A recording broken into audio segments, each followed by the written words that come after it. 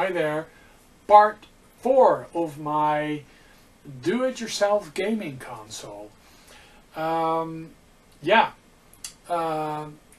Playing games, playing retro games on the original hardware is the best thing to go about things, but we do not always have access to the original hardware. So we have to revert to playing the games on a different piece of hardware. We use emulation for that. Now, emulation to me isn't the same as copying games. It isn't the same as piracy. To me, it's all about preservation, ease of use, saving wear and tear on the original hardware, and just fascination about being able to do away with the borders of systems and just run anything on anything. You know, I just love that. Because gaming systems, they use their proprietary hardware. They use cartridges, optical media. They do so to prevent copy protection, the proprietary format. And at the same time, they prevent access once the platform has died. So I think emulation is a necessity to preserve the gameplay for future generations and for ourselves, because once the original hardware is dead, once the media cannot be accessed anymore, the proprietary media, we need to be able to access the media in a more general way. Now, I've experimented with Lakka, which is a turn-on and just grab the controller. Basically, it behaves like a PlayStation 3 graphic user interface. Runs great on Office hardware, Core i2 Duo, Core i3, even with built-in graphics. Great lagless console experience, great stuff. If you have a more powerful PC, you can of course use desktop-based emulation. I've shown that in the second video, where I actually start out with a Linux distribution running Retropie, which actually works great, but actually has a bit of lag on this specific system, even though it's kitted out with, I believe, 8 or 12 gigabytes of RAM, a Core i3, a large 1 terabyte drive, spinning at 72 RPM. One would think, you know, it would provide us with a lagless experience. Sadly, it doesn't. A lagless experience can be had on Core i5, Core i7 systems. I may actually do a final video, just showing what I have running on my proper gaming rig, which I don't necessarily use for emulation, but I can use it for emulation. But you have to use the mouse and the keyboard in order to access the media. Now, I've chosen to install Android. At first I installed it on the Lenovo system, but then I switched it around. I actually ended up installing it on my Dell Optiplex 980, and I used a Samsung 250 gigabyte SSD. Now, using an SSD actually is the best thing to do, because Android really expects very fast reads from the media it is installed on. And if you use a proprietary hard drive with you know, a mechanical spinning drive, it could actually be that data isn't received fast enough, and you would have bits of Android waiting for response, timing out and stuff. You will not experience that if you use an SSD. So using an SSD actually ups the price, of course, but you can use a small SSD, because Linux or Android is really lean and mean. It doesn't use a lot of hardware space. I mean, when we run it on the phones, it uses far less memory than conventional Linux and Windows applications. Yeah, in the last video I showed the installation of it, and now I show you what gaming on it is like, because I expect it to be more lag-free and actually somewhat in between Lakka and Linux. more towards Lakka, being a lag-free experience, more of a console-like experience. You can control bits of the hardware by just using the controller, but you do need a mouse and keyboard. Android really scales well to a desktop, to a screen. I mean, using the mouse and the keyboard, I think it works well. Multitasking is a bit of a drag because the system isn't actually, you know, created to be able to multitask that well. But if you're used to Android, I mean, operating it with a mouse and keyboard, especially with one of these, it's Logitech K400. It has a mouse and a keyboard all in one, touchpad, and paired with one of these, basically you're golden. I think I've actually have a similar Dell in the living room, and it's running Windows 10 on an SSD. I think if you compare how Android 6 runs on this system, and how Windows 10 runs on the SSD downstairs in the living room as a media center PC, it actually is very, very comparable. Very comparable. And Android actually allows you to run emulation and actually some pretty modern games at pretty decent speeds. It is actually quite amazing. And for some, this may actually be the solution if they have a less powerful machine. One can only imagine if you would install Android x86 on Ryzen, for example, using all the cores and stuff. That would just be insane. Inception of anyways. But let's go check out how Android works on PC hardware, version 6.01. And you can actually download and install it. If you Google Android x86, it'll show you the distribution and all the various bits and pieces that you can download and that you can install. I advise you to go install one of the releases, R and then a number behind it. The release candidates can be a bit hit and miss. I mean, if you're lucky, your hardware is properly supported and everything works, but not always everything works. For example, Netflix and all sorts of DRM stuff more or less doesn't work in the release candidates, but it does often work in the releases. So yeah, without further ado, let's go check out how Android runs on my little PC and how I'm able to play retro games and how I'm able to play modern Android games. Yeah, let's go check it out.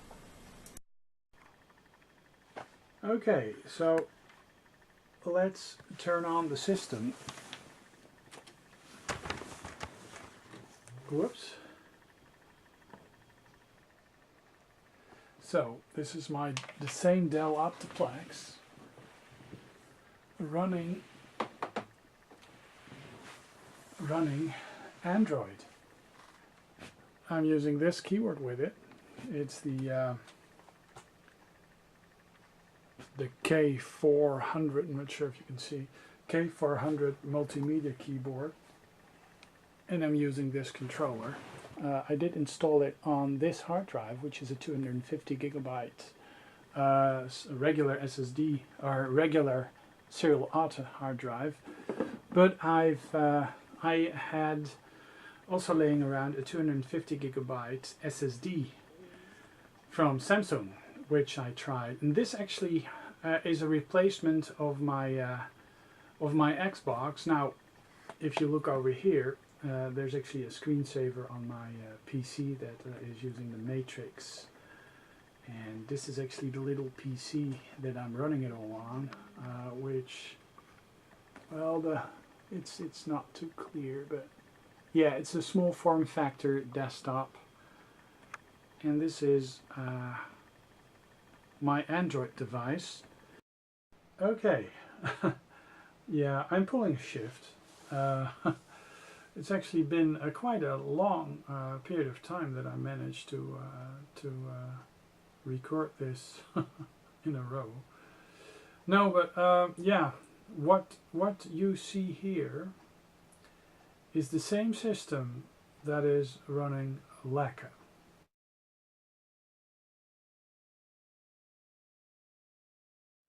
And with Lakka, that's the previous video, it's actually the system on the system that I replaced my Xbox original with. Lakka runs RetroArch, and basically it's just RetroArch on a very small subset of Linux. This is Android 6.0.1 running on PC. You can get it at if you Google Android x86, you'll get to a page where there's various distributions. There's even a 7.0 Linux distribution, but that's not stable yet. This is actually release 3 of Linux, of Android 6. Well, basically this is game on Linux as well. But yeah, I'll show you that it is actually a PC. I'm not sure if you can see, but it's an Intel Core i3, 3.19 gigahertz max, 4 threads, 2 cores. It recognizes it as 4 threads. Graphics is Mesa Iron Lake desktop. The device, it's a Dell Optiplex 980, and basically if you run this, let me turn back the unmute. Basically if you do this you have the same experience as you had with Lakka, because I'm using this joypad, and I'm using this mouse, Logitech mouse. Touchpad combination is the K400. Yeah, basically you do the same things as let me see, dancing plate, why not? So yeah, you actually can run yeah, you can run Atari 2600. You can run the lot in the same fashion as you can do the other games. Let me see if it will run.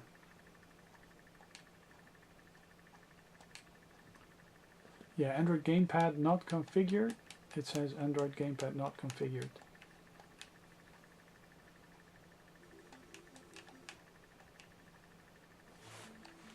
But it is.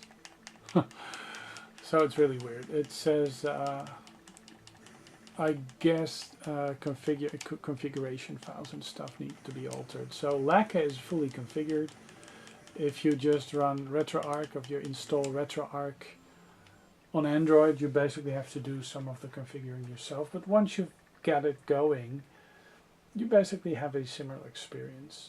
You can do more. And that's the pro thing about using Android as a subsystem to play RetroArch on. Of course, you could install Windows 10 on this machine.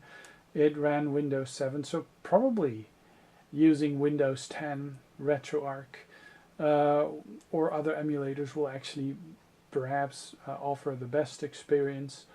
But I want to do it without Windows, so and I want to do it the more difficult way, the free way. I mean, most of it is free. Some of the emulators I show here are payware, but they're not expensive, and a lot of it is free. So Robert Brolia, he did a ton of great emulators for Android.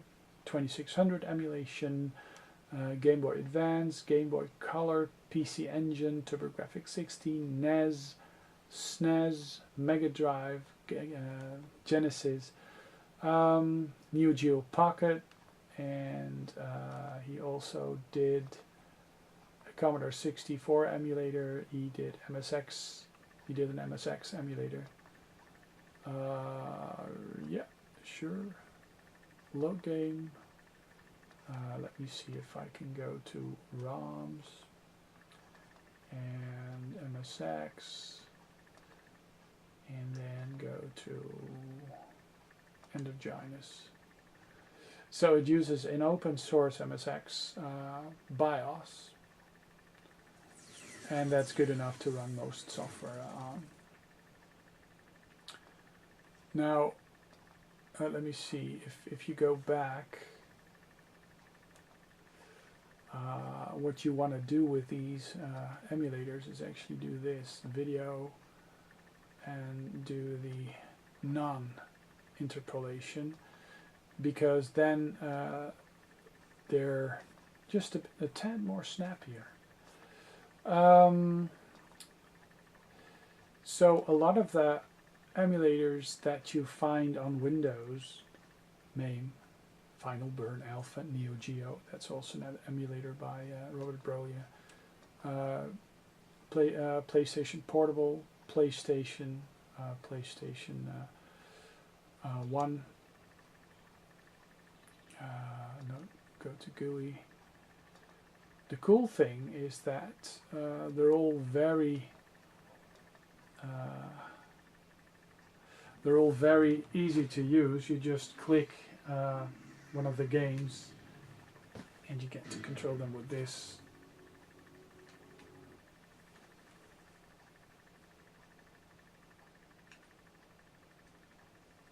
Asteroids, Battle Zone, Centipede. Yeah, let's play Centipede.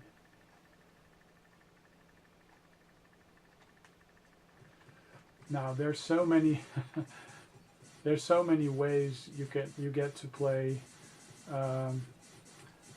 Centipede on this system. You can play it on Android, you can play it on PlayStation on Android, you can play it in arcade, you can play it on one of the home ports. It's just a gazillion ways. This system is just omnipotent. I think I did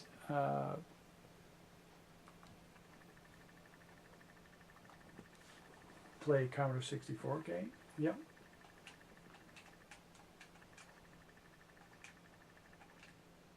If you press the Y, you conveniently swap the joystick ports around.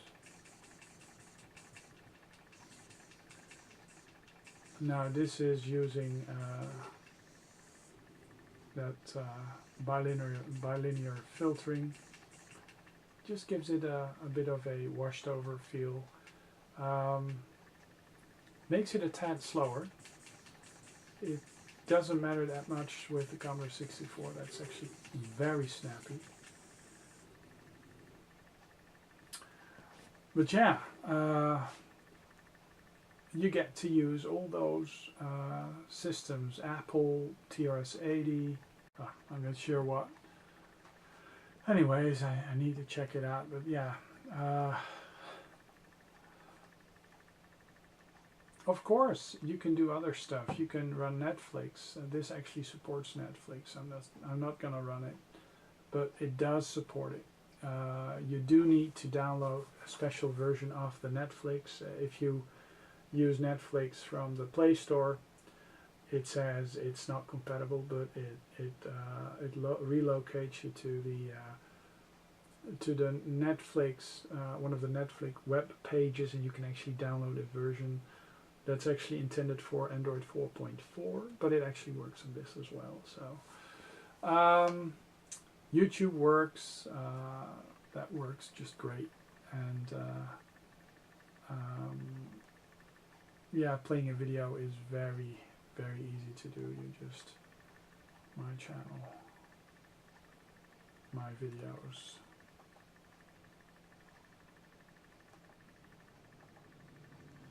It just plays the videos without any issues, and it plays them in HD. This was still upscaling a bit, but you get to play Android games. Geometry Wars. Now, this just plays amazingly well. Let me see this. I'm still 387. Not a lot of people are playing this because I'm number 387 of the world with my 54,000.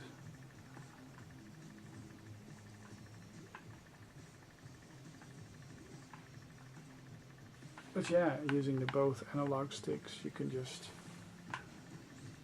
play this. Works great.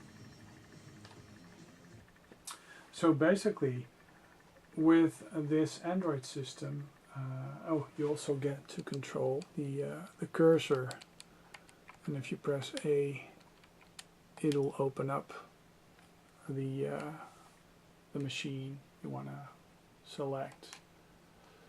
1941. That's a good one.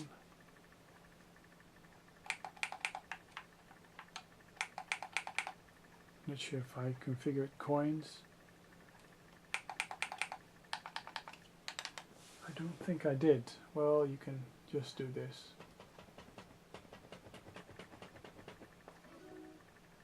And press start. You can map the buttons to it. And you can also get rid of the controls, the touch controls. But I think it's actually quite neat just to have the touch controls visible on screen. But this just plays like a dream.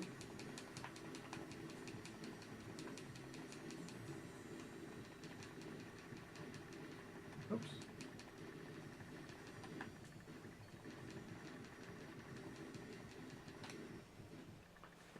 And you get to go to the main menu by pressing the Logitech middle button.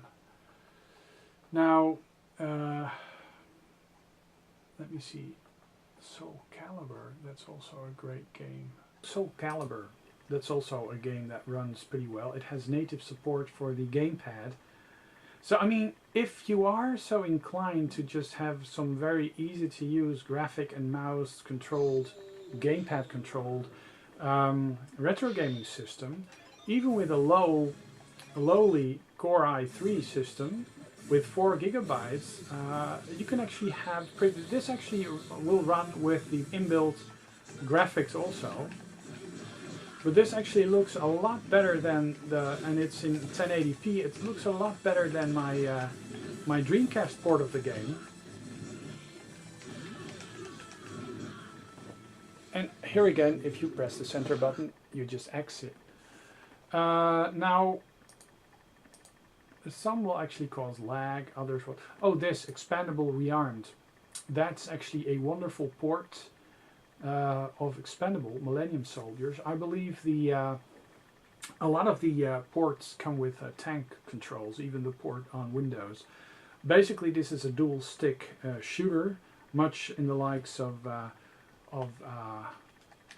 yeah, sometimes it just doesn't pick up the controller, but I can show you what it looks like. I mean, it does detect it, but somehow you just have to, and it doesn't do the sound now, so it's a bit glitchy every once in a while.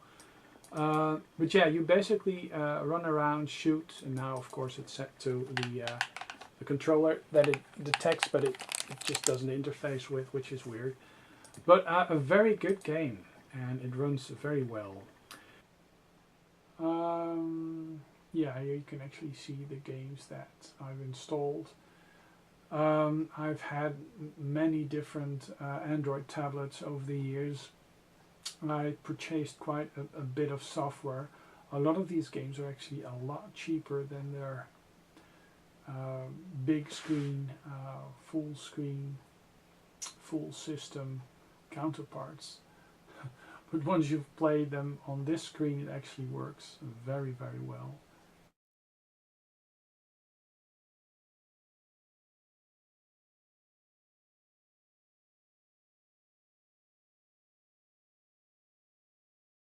If you think Lakka is something for you, but you want to have some more versatility, being able to use documents, Word,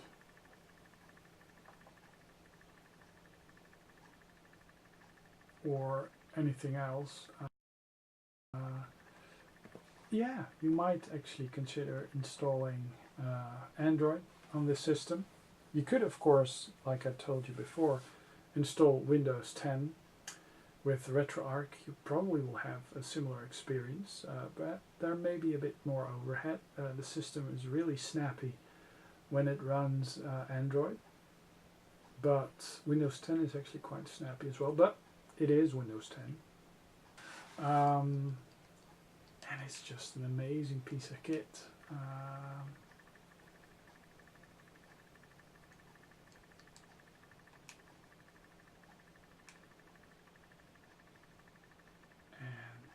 being able to just play a lot of the games that sit in my game room, just, you know, turn on one of these systems.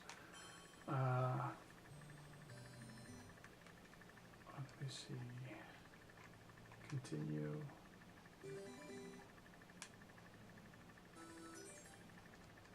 Exit game. Actually, what a very cool game is, and a lot of people don't have access to, is Gopher. Gradius to Gopher. This actually originates on the TurboGrafx 16, and it's a great version with huge, great, humongous, let me show you, huge, humongous suns that you navigate through, but I don't have any specials. I need some speed up. And of course I do need to set the correct aspect ratio. That is actually something that is done perfectly in Lakka with RetroArch, but isn't. Oh, but this is a widescreen. This is a widescreen thing. This is actually the correct aspect ratio, but the PSP actually has a widescreen version of it. But yeah, amazing, huge suns, and yeah, as you can see, it plays very well. It just, whoops, I'm almost flying into the mouth of these like large fire dragons. But isn't this just amazing? It works great. Android actually also works on Core 2 Duo systems, but the newer versions, they really are tailored towards multi-core processors, preferably 4 or more. Most of the systems running Android 6, 5 or 6 actually have 4-core processors and have a dedicated graphics card. So yeah, anyways, if I press this little button in the middle, boom! It has 250 gigabytes available to it, and with the SSD it makes it very snappy. If you use a standard a mechanical hard drive, Android really wants fast memory. So if you're not using using a let's see if that's an old Donkey Kong NES Crisis Force. Continue.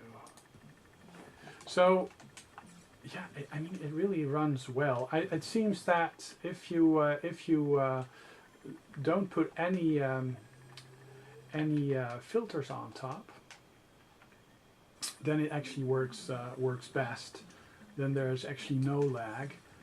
If you introduce a lot of post-processing filters like trilinear filtering or all sorts of fancy schmancy graphics, then it actually introduces a bit of lag. But this is pretty much lag free. If you run this on a TV with, so this is Nintendo, so if you run this on a lag-free game mode TV setting, then basically you're golden.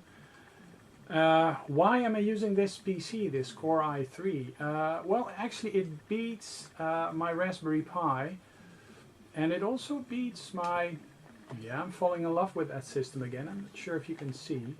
I'll zoom in. It's the Ouya, which actually is quite a powerful device, but this PC really is very snappy. So let's show you some other stuff. The 2600 emulation. Beam Rider. I always am playing this. Now the cool thing about using this controller is actually the fact that you can actually use the analog stick also, or go in between, and the D-pad on this, it's actually excellent. One of the best D-pads I've ever seen. So yeah, you can imagine I've stocked up on this. It's the gamepad, the Logitech wireless gamepad F10. I'm not sure if you're able to see that. I'm not sure if it'll zoom in, but it says it over here. But yeah, let's get out of here. You see that NES 2600 runs pretty well. Of course,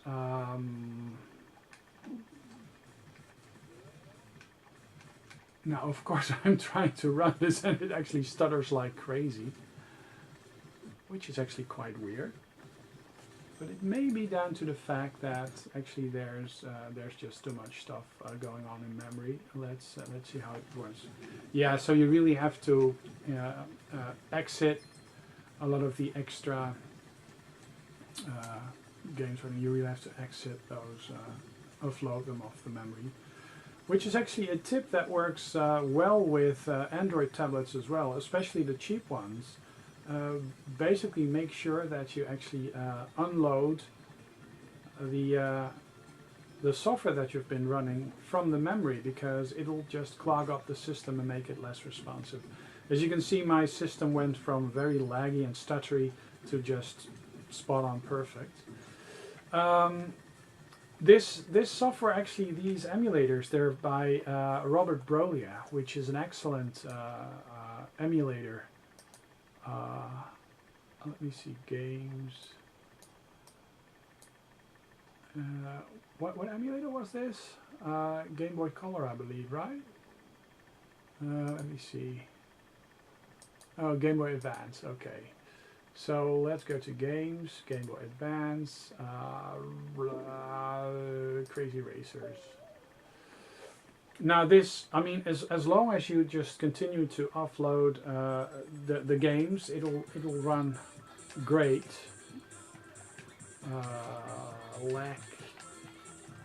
Lacto. This is actually one of the games that I got on my original Game Boy Advance. It was one of the must-have games. It's actually very similar to Mario Kart, and it just runs without skipping a single frame. A very lovely Mode 7 scaling. As you can see, I'm playing through the viewfinder, so that really makes for a very tough gameplay. Press the center button and you're out, but if you just... There's probably some tools that you can use to just offload the games from memory the moment you... So there's quite a few more things possible using Android, and I've created a live wallpaper that actually basically is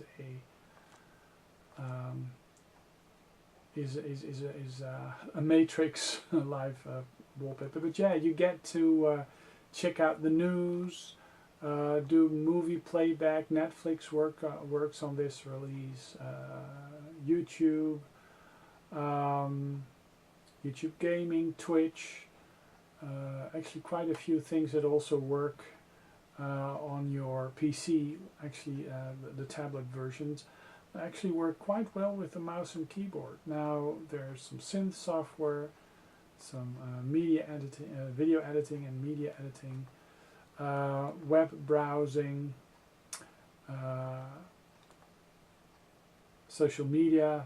I mean to install Facebook and all sorts of stuff, but yeah, I mean for a gaming PC, who needs that? Basically, it turns into a fully fledged computer. I've got some utilities over here that actually make the whole system pretty much a working PC. Now, with Android x86, of course, you do need to install one of the latest versions to be somewhat safe when it comes to the internet and stuff. But yeah, just use up-to-date browsers, use a firewall, use a antivirus on the system, and you're pretty safe. Now, the good thing about this, if you use this, is that you also get to play Android games that support gamepad. Now there's this application called Gamepad Games that actually shows you what type of games can be played with gamepads and what gamepads are used. So you get to browse all sorts of software, and it shows you which gamepads are actually compatible with it. It's a very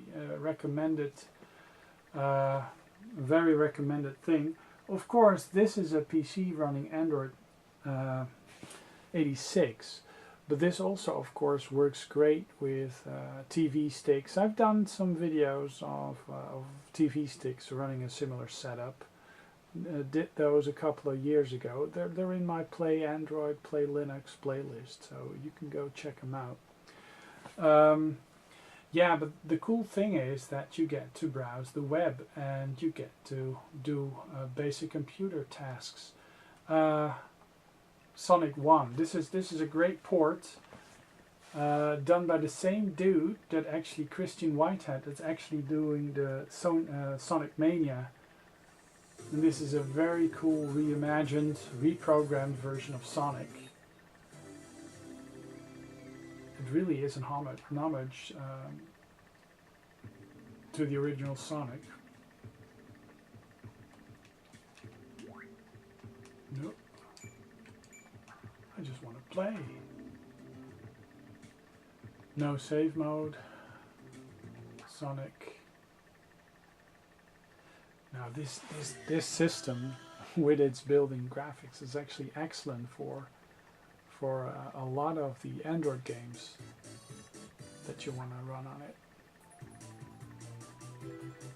So Lakka, yeah, the only bad thing is that you see the controls being displayed on the screen. I wouldn't be surprised if he uses a similar base of software for the Sonic Mania game. And this plays at 60 frames per second. It's very solid. He also did a Sonic CD version, which is just as good. Drastic. Continue. Load new game. Geometry Wars, start game.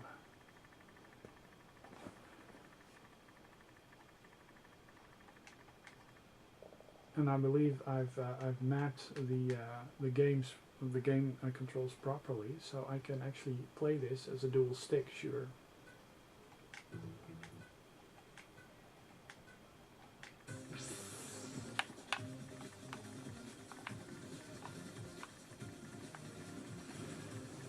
So this actually works well. You actually use the right stick as a pen controller, and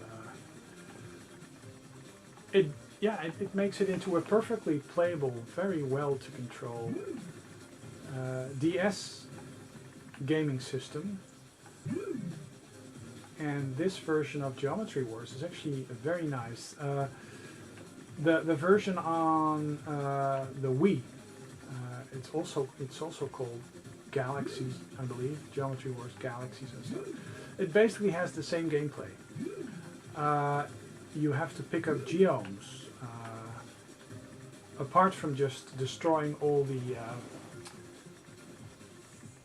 alien ships and stuff around you, which basically adds to the game because.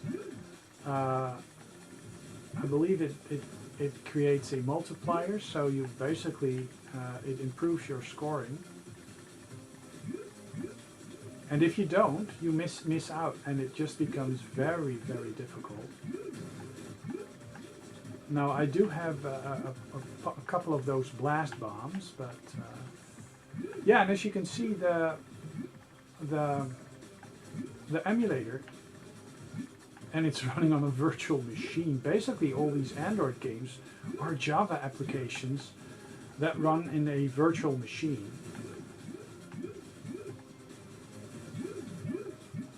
So it's no native code. Basically, it's just some sort of intermediary code. Some Android apps actually they do use in an illegal way. They do use native ARM code or x86 code, but most of them are just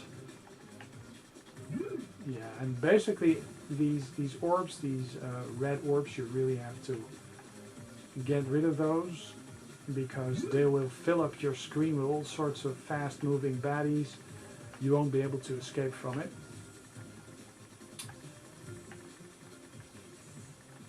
Whoops. But it works well. It works surprisingly well. It's what I found very interesting is that if you play this on a real DS and you use the stylus, if you use the stylus instead of a dual stick, it actually works well. But what I found very surprising is the fact, let me see if I can just, real racing, if that works. It translates well both ways, so it's actually a very well, it did this racing game, it did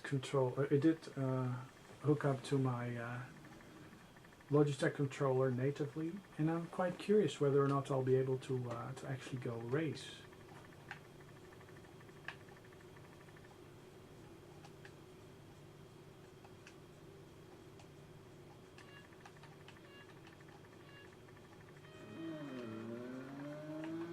So it auto-accelerates, I believe. Yeah, these Android racing games are pretty much dumbed down racing games.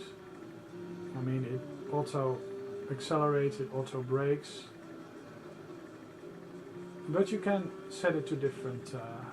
but yeah, I mean, it's running at 1080p. And it does reflections and stuff. I mean, there's not a lot of polygons on the screen, but it doesn't look bad. And that's the thing, that it does allow you to play more modern games.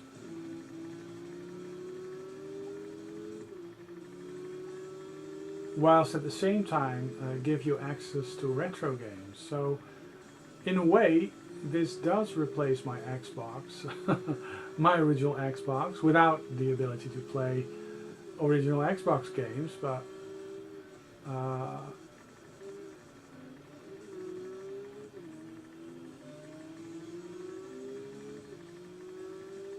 yeah, I mean, this does work well. I mean, it's a very dumbed down version, and of course, real racing, it's all filled with micropayments and stuff. It really doesn't make it.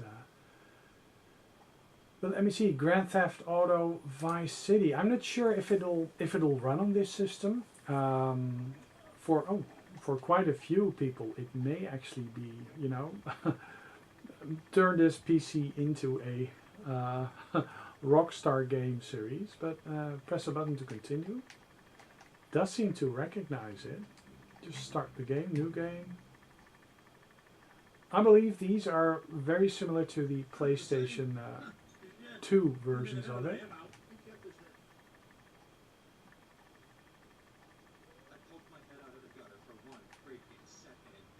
So yeah, I do think this is PlayStation 2 like graphics. So resume game.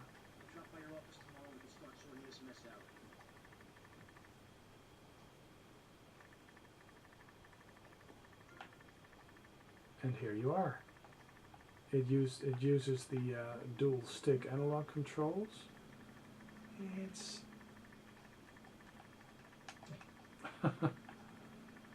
yep. It does seem to be there. Oh, you want to hit me back? Oh well, let's exit. But yeah, I mean, it does work. It does work. what it actually boils down to is Android 6 Marshmallow versus Lakka on this small system. Now, there is this Linux distribution which basically it's very lightweight, and it uses RetroArch as a emulation platform. That may actually be a good choice as well. I just want to have a console, and perhaps using this this Android thing, it does introduce more. I mean, yeah. I mean, you're able to browse, you know, Chrome. You can just. I mean, it's very snappy. It's very snappy. So I mean, that's one of the big pluses, that you're able to just use it as a computer as well. Oh yeah, of course, PC. Now I have to go to games. A lot of them I haven't run before, so actually without zero configuration, it's actually quite Blazing Lasers. That's the go-to game for me.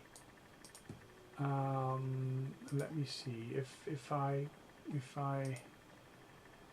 go to options, video, and do the non-interpolation. It just, you know, just give me the raw pixels. It does auto default to 4:3, which is great, because a lot of those games, those old console, hello, they weren't widescreen. So I mean, I do prefer to play it in widescreen. But yeah, these emulator, this one also. I mean, this is lag-free. The main wasn't lag-free, but this actually is lag-free, and it runs at a solid 60 frames per second. It does VSync also, so you don't see any screen tearing. I'm not sure if I'm not sure if you'll be able to tell with the camera pointing at the TV if it works good or not, but yeah, I mean, it's very serviceable. This, I mean, this really works well. Well, Geometry Wars I've shown. There's some other emulators that are from a different. This is Game Boy Advance. They work well. Some of them actually have the touch controls on screen. You can actually remove those. This emulator also is more laggy than the emulator by Robert Brolia. So not every emulator runs as well on Android. This is FMSX Deluxe. This is by Mayrat Faizalan. Oh, it does do some emulation of the MSX2. It does feature some Blagger. So it's not as optimized. So the frames aren't as you know, the frame rate isn't as good, but it's, I mean, it's a good solid set of emulators by Mayrat Faizalan. Let me see. World of Goo, that actually works well. It works well with the mouse and keyboard. Hello.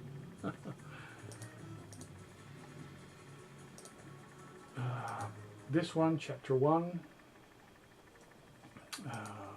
Let me see. Not sure what you're able to do, but yeah, you basically have to make blobs of goo work together. Yeah, I'm not going to show you the entire game. I mean, it works well. Oh, first person. Let me see if this actually runs. This is FPSE for Android. Ridge Racer. Oh, Tekken 3. Let's see if Tekken 3 works. Now, it did detect my gamepad natively, which is actually works as well, because it did. I think it went to yeah, it went to 50 Hertz. So you basically saw some flickering. This, I'm not sure if this actually records an NTSC or something. Yeah, but it does it does do PlayStation 3 emulation pretty well. Now, and with such a controller, I mean, basically it's a dual shock controller. This actually may even be a bit fast. Or it's been such a long time that I've played it. No, it is.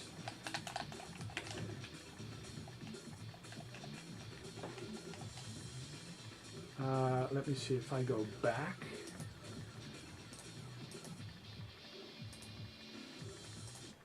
Let me see if I run it again in a different game, because it seems even fast. Too fast. Rage Racer. It's a very nice... yeah, and as you can see, the untouched screen controls for the emulator just disappear. And what I find very nice with using Android is basically, if you use the right controller, you hardly have to configure anything, because this basically is, you know, I haven't checked out many different emulators yet. I mean, some of them that I'm running right now is just me running it for the first time. I mean, yeah, of course I stacked the drive, filled it up with my game files, but yeah, I think in a lot of ways, except for it not playing original Xbox games, this Core i3 running Android, yeah, and this basically runs at the right speed.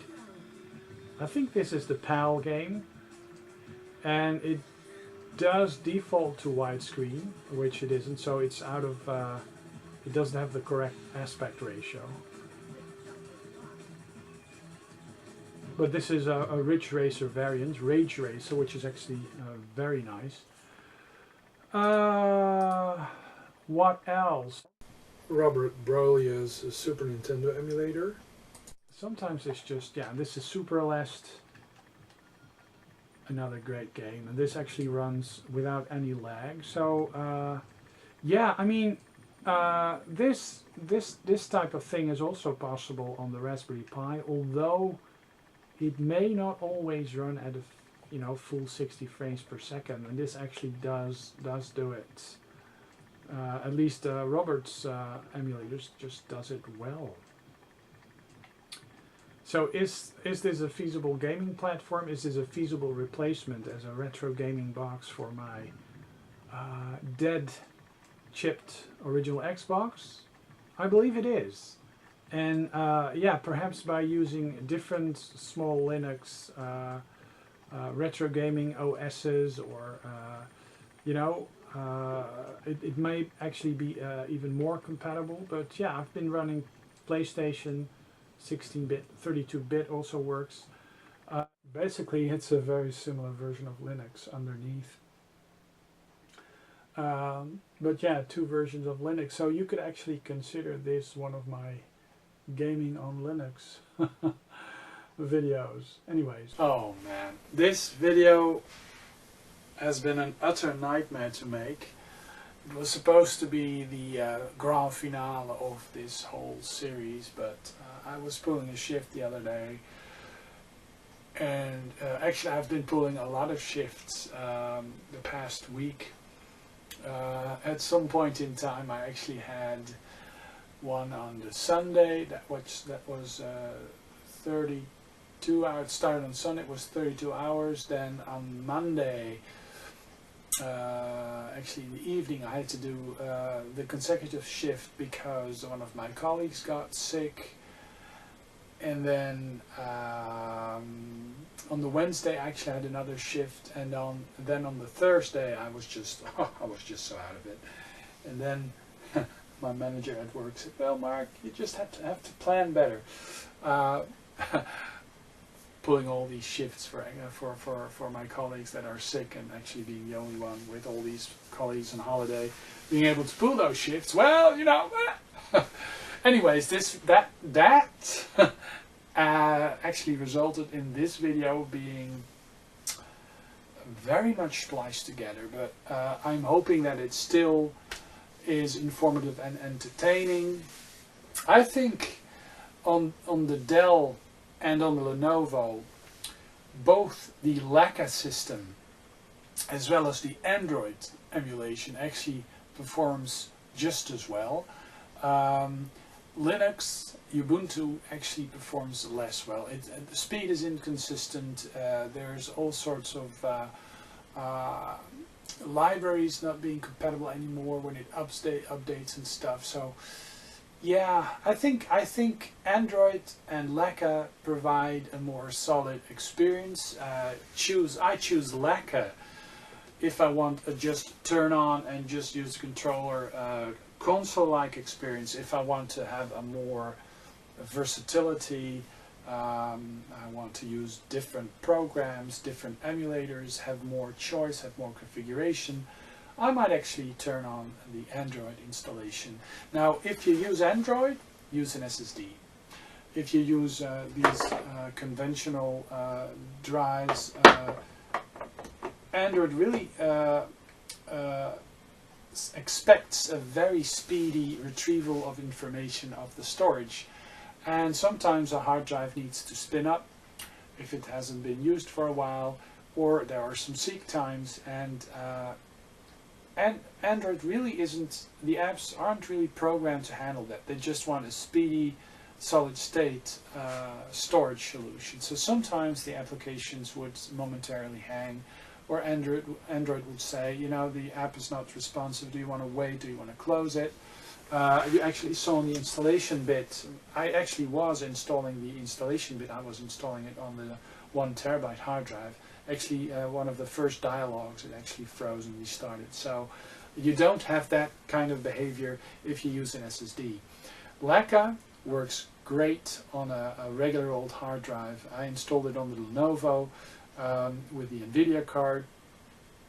It's just a tad snappier, and it works just a tad better on that system than it does on the Dell. The Dell is actually optimized for, well, the ultimate machine for the Android Marshmallow